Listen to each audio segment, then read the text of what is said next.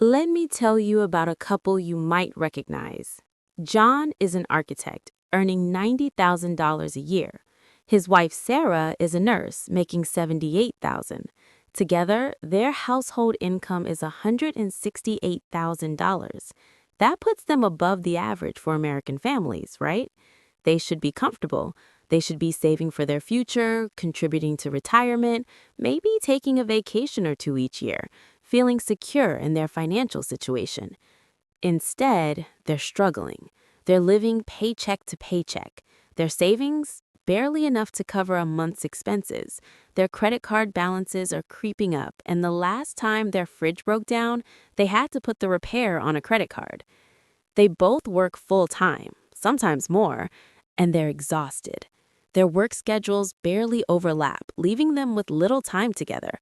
The worst part? They've done everything they were supposed to do. They got their degrees, they secured stable jobs, they bought a house in a good neighborhood. They combined their finances and started building a life together. So why does it feel like they're sinking?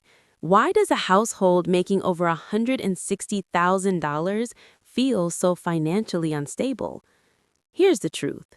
We've all been sold a story that two incomes are better than one. The math seems simple, right? If one person making $50,000 can support a family, then two people earning $50,000 each should easily support that same family and have extra money for savings and investments.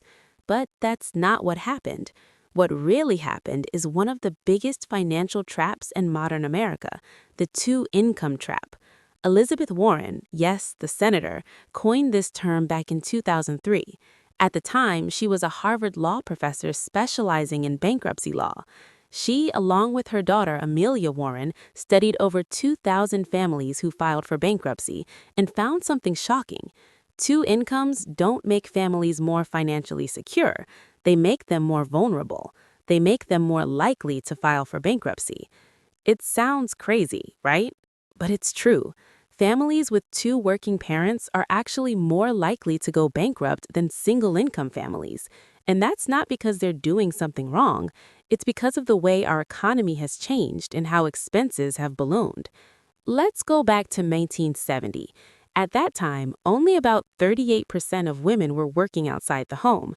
The typical middle-class family had one primary breadwinner, usually the father, and one stay-at-home parent, usually the mother. And here's the kicker. That single income was enough.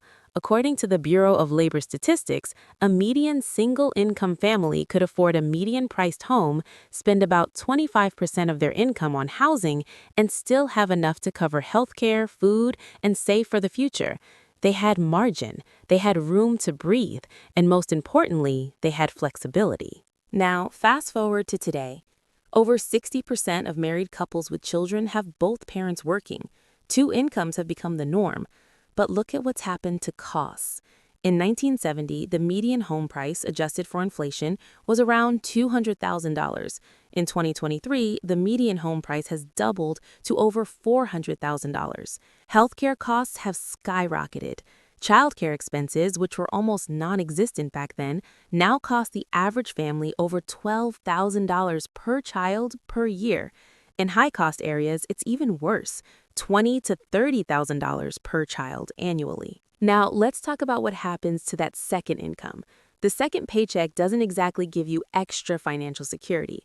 First, taxes. With progressive tax brackets, that second income is taxed at a higher rate than the first. Depending on your state, that $50,000 second income might only bring home $30,000 after taxes. Then there's childcare. In many areas, daycare for one child costs over $12,000 a year. Got two kids? That's $24,000 before you even leave the house. Then there's commuting. The average American spends around $5,000 a year on gas, maintenance, and depreciation for one car. If you need a second car, add another $8,000 per year. That second income is quickly eaten up by the daily costs of getting to and from work. But wait, there's more.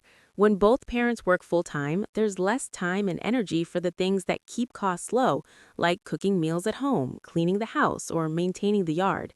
Studies show that dual-income families spend a lot more on convenience services, takeout, cleaning, delivery, etc. These costs can easily add another $5,000 to $10,000 a year. So now that second income is barely covering childcare and commuting costs, and all the convenience spending on top of that means there's not much left over. Now let's add up the real cost of that second income. After taxes, childcare, commuting, and convenience expenses, that $50,000 second income might only contribute about $5,000 to the household budget. And if you live in an area with a high cost of living or have multiple children, that income might actually cost you more than you're making. Working full time, being away from your kids, and missing family dinners, and at the end of the year, that second income contributes only a few $1,000s. This is where the psychological trap comes in. You see the combined income of $168,000 on your tax return, and it feels like you should be doing well. You make spending decisions based on that large number, thinking you can afford a bigger house, nicer cars, and other luxuries. The bank looks at your combined income and says, yes, you can afford that $400,000 mortgage. But here's the catch. If either of you loses your job, gets sick, or has a family emergency, the whole financial structure could come crashing down because both incomes are already fully committed to paying for your lifestyle. The trap is that there's no flexibility. You've built a life that requires two incomes to survive. If something goes wrong, there's no backup plan. The family is at 100% capacity and there's no room for error. So what's the solution? The mindset shift here is treating the second income like it's temporary. Here's what I mean. Instead of building your life around both incomes, build it around one. Buy a home that one income can comfortably afford. Live in a neighborhood that's not the most prestigious but still has good schools. If you're paying for two car payments, cut it down to one or get rid of the car payments altogether. You can live with less if it means having financial flexibility. The second income, then, should go straight into savings, investments, and building wealth. This strategy requires sacrifice in the short term. You won't be living the high life right away, but within 5 to 10 years, your investments will start to grow and compound. That second income will begin to generate its own income.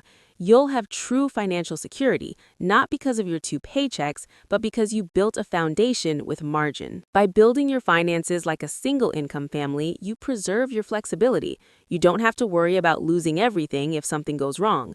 You'll have the ability to handle life's surprises without financial ruin. To sum up, the two-income trap isn't about earning more money. It's about having flexibility. It's about margin. It's about having options when things go wrong.